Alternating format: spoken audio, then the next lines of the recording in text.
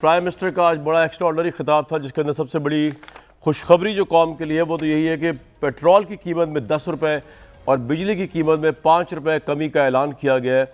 लेकिन इससे बहुत से सवालात ने जन्म लिया है, जो मैं आपके सामने भी पेश करता हूँ। आज का खिताब प्राइम मिनिस्टर ने अपनी 3.5 साला गवर्नमेंट के ऊपर बात की। उन्होंने कहा कि आइंदा वोट उसको दें जो आज़ाद फॉरेन पॉलिसी रखता हो, जैसे कि इमरान खान साहब, और उन लोगों की तरह नहीं जरदारी साहब और नवाज शरीफ जिनके बाहर बैरून मुल्क अकाउंट्स हैं और उनकी फॉरेन पॉलिसीज़ कॉम्प्रोमाइज़ हो जाती हैं। इसके अलावा उन्होंने अपनी हुकूमत की मुश्किलात भी बताई कि कोरोना को लेकर पूरी दुनिया में आलमी महंगाई है, उसके बावजूद हुकूमत जो है वो पेट्रोल की कीमत में 10 रुपये, बिजली की कीमत में 5 रुपये कमी का ऐलान कर रही है। और वो उन्होंने ये भी वादा किया कि बजट तक जो है वो ये कीमतें बढ़ेंगी नहीं। बड़ी एक्स्ट्राऑर्डिनरी बात है कि प्राइम मिनिस्टर ने कोई मेंशन नहीं किया कि जो लॉन्ग मार्चेस उनके खिलाफ हो रहे हैं और जो तहरीक अदम एतमाद की तैयारियां उनके खिलाफ हो रही हैं। हालांकि ऐसे मौक़ों पर जब ये थ्रेट सीरियस नहीं हुआ करते थे बादियुल नज़र में, तो बादियुल नज़र में प्राइम मिनिस्टर जो है उनके मुतल्लिक उनका मजाक भी उड़ाया करते थे और उनको जो है वो डेरोगेट भी किया करते थे पॉलिटिकल सेंस के अंदर। लेकिन आज उन्होंने उसका मेंशन तक नहीं किया, एज़ इफ़ कि यहाँ पे इस तरह का ना कोई मार्चेस हो रहे हैं, ना कोई तहरीक अदम एतमाद की कोई तहरीक चल रही है। लेकिन उससे भी इंटरेस्टिंग बात जो है वो ये कि अब एक तो पीका कानून जो है उसको उन्होंने फुली डिफेंड किया, उस पर बाद में आऊँगा मैं। लेकिन एक्स्ट्राऑर्डिनरी बात यह है कि इस वक्त जबकि कई अरसे से हुकूमत पे ये प्रेशर था पेट्रोल का, पेट्रोलियम लेवी का, बिजली का, महंगाई का, तो हुकूमत ने जो है वो कतन इन चीज़ों के ऊपर कान नहीं धरा, बल्कि उन्होंने कहा महंगाई अभी मज़ीद आएगी। उन्होंने कहा कि IMF से एग्रीमेंट जो है पाकिस्तान की मजबूरी है, पेट्रोल हर महीने बढ़ेगा, पेट्रोलियम लेवी में भी पेट्रोलियम लेवी के हिसाब से कीमतें बढ़ती जाएंगी।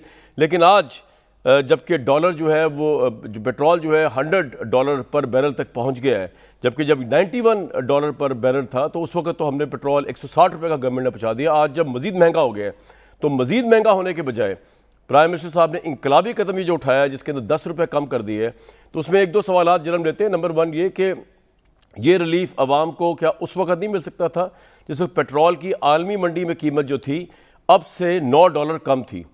ये रिलीफ उस वक्त आवाम को क्यों नहीं दिया गया? और अगर आज ये रिलीफ दिया गया है तो क्या इसका ताल्लुक अपोजिशन की तहरीक अदम एतमाद के प्रेशर से है, या हुकूमत को ऐसा लग रहा है कि उनकी हुकूमत जो है वो अब स्ट्रॉन्ग फुटिंग पे नहीं है, तो वो जाते जाते जो है वो एक ऐसा रिलीफ दे जाए जो एक तरफ तो रिलीफ हो और दूसरी तरफ अगर उनकी हुकूमत चली भी जाए, एक तो आवाम को जो है वो खुश किया जाए ताकि तहरीक अदम एतमाद और इन मार्चेस के अंदर से हवा निकल जाए। और अगर ये कामयाब भी हो जाए तहरीक अदम एतमाद, तो क्या इसका मतलब ये तो नहीं कि अगली हुकूमत जब आए तो वो ये 10 रुपये का इजाफा जो है वो आवाम को कैरी ऑन कर ही नहीं सकेगी, क्योंकि ये पॉसिबल नहीं है। जो माशी हालात पाकिस्तान के हमारी तहरीक इंसाफ की गवर्नमेंट ने पिछले 3.5 साल से हमें बताए हैं, इसमें तो ये बहुत बड़ा ये कहाँ से अरेंज किया जाएगा, किस तरह इसको मैनेज किया जाएगा, ये हम ज़रूर आज अपने पैनल से पूछेंगे। और अगर ये सब कुछ पॉसिबल था और बजट तक पॉसिबल है, तो फिर आज की डेट से पहले प्राइम मिनिस्टर ने रिलीफ क्यों नहीं दिया? आज ही क्यों दिया जब एक्स्ट्राऑर्डिनरी पॉलिटिकल हालात है, जब उनके इत्तेहादी जो है वो नून लीग से और पीपल्स पार्टी से मिल रहे हैं, जब पीपल्स पार्टी एक मार्च निकाल रही है और PDM जो है एक और मार्च निकालने जा रही है। भट्टी साहब प्राइम मिनिस्टर की स्पीच सुनी 40 मिनट्स की हमने। उन्होंने साबिक आर्मी चीफ मुशर्रफ साहब की जिस तरह धज्जियाँ उड़ाते हैं उनकी फॉरेन पॉलिसी की उड़ाई। उन्होंने कहा एक तरह से उन्होंने यही कहा कि बेशर्माना फॉरेन पॉलिसी थी, जिसको बाद में मुशर्रफ साहब की साबिक आर्मी चीफ की जिसको कैरी ऑन किया पीपल्स पार्टी और नून लीग ने भी। उस पर चलें बाद में बात करते हैं। लेकिन इस वक्त जबकि पेट्रोल जो है 91 से बढ़कर $100 फी बैरल तक पहुंच गया है, हुकूमत का ये 10 रुपये कमी का जो रिलीफ है इसको अवाम के लिए एक बहुत बड़ा रिलीफ समझा जाए, अवाम दोस्ती समझा जाए, या आपको लगता है कि पॉलिटिकल सिनेरियो ऐसा है कि गवर्नमेंट प्रेशराइज होकर रिलीफ देने मजबूर हो गई है? मुझे भी ऐसे ही लगता है कि ये इस वक्त जब हुकूमत एक कमज़ोर फुटिंग पे है, लॉन्ग मार्च चल रहे हैं, तहरीक अदम एतमाद की बातें हो रही हैं, तब ये रिलीफ दिया गया है। और इस पे बहुत सारे सवाल जैसे आपने उठाए कि नंबर 1 के जब तेल बिल्कुल ज़मीन पर था, लेने वाला कोई नहीं था, तब क्यों नहीं स्टोर किया? फर्नेस ऑयल और बाकी सारी और जो गैस की जिस कीमत पर ख़रीदी और जो नल की नाहलियाँ और थी वो सारी ठीक है।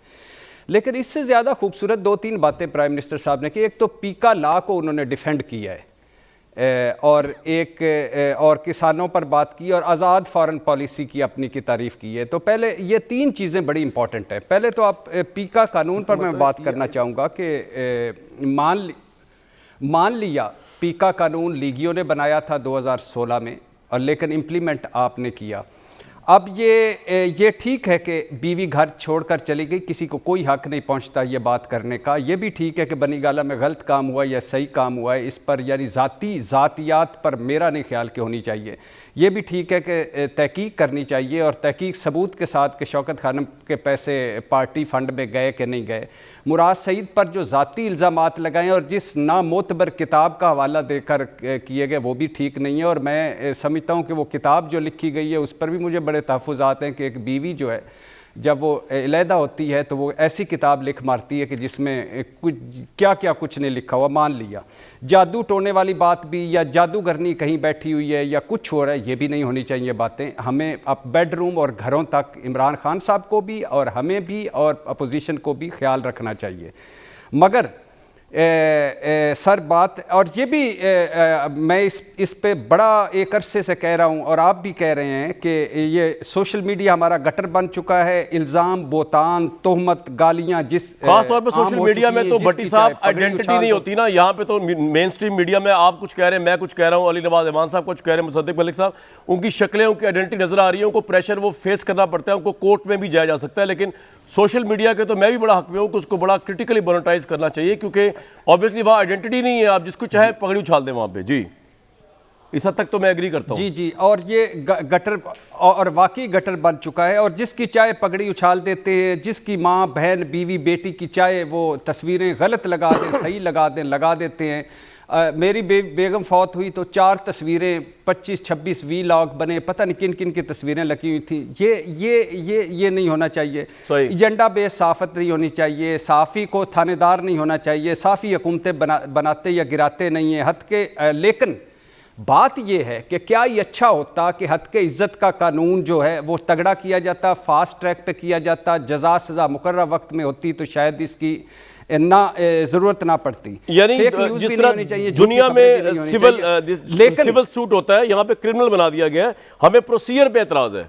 हाँ, 6 महीने बगैर वारंट के आप किसी को डाल दें। अब जी हाँ, अब ये कामरान भाई इस पे एतराज़ क्या है? एतराज़ ये है कि जैसे ये सिविल मुकदमा होता है, इसको फौजदारी बना दिया, क्रिमिनल बना दिया। लेकिन भट्टी साहब थोड़ा सा मैं इस पे मैं भी दोबारा आते हैं। यह तो हमारे मैं ये चाह रहा हूं कि दो तीन जुमले से बोले बिना वारंट, बिना गिरफ्तारी के किसी को गिरफ्तार कर लेना नाकाबिले जमानत ये जुर्म हो जाए। और दूसरी बात है, कोई बंदा भी, कोई गिलगित बल्तिस्तान से, आज़ाद कश्मीर से, सिंध से उठ के इल्ज़ाम लगाए और पकड़ा कोई और जाए, ये भी नहीं होना चाहिए। ठीक है। और लेकिन इमरान खान से 2 सवाल मैं यहाँ आखिरी 2 आपकी सिर्फ 30 सेकंड लेना चाहूंगा कि अगर इमरान खान साहब 35 पंक्चर्स वाला जो आपने इल्जाम लगाया था, या हाउस ऑफ शरीफ से 10 अरब का जो आपने कहा कि उन्होंने पनामा लीक्स हटने के लिए दी थी, अगर ये इसके ऊपर कितने साल की सजा बनती है? नहीं, अगर यही लॉ पीका का लगा दिया जाए यहाँ पर इस इल्जाम पे, तो सजा कितनी बनती है लगाने वाले पे? हाँ, कितनी बनती है? और दूसरा ये कि जब ये नून लीग ने कानून ये बनाया था या लेके आए थे, तब इमरान खान ने एक ट्वीट किया था कि ये तो मेरे सोशल मीडिया को पकड़ने की बातें। आरिफ अलवी साहब ने कहा था ये क्रिमिनल है, एम्बैरेसिंग है, और उन्होंने ये भी कहा था कि शर्म आनी चाहिए गवर्नमेंट को कि FIA के हाथ में इख्तियार दिया है कि लोगों को साइबर क्राइम के अंदर पकड़े। शर्म आनी चाहिए। हाँ जी, अब पता नहीं किस हुकूमत को उन्होंने शर्म दिलाई है। मज़ारी ने कहा था ये फाशिस्ट है। सर मैं कह रहा हूं कि अब ये आपका पॉइंट आ गया।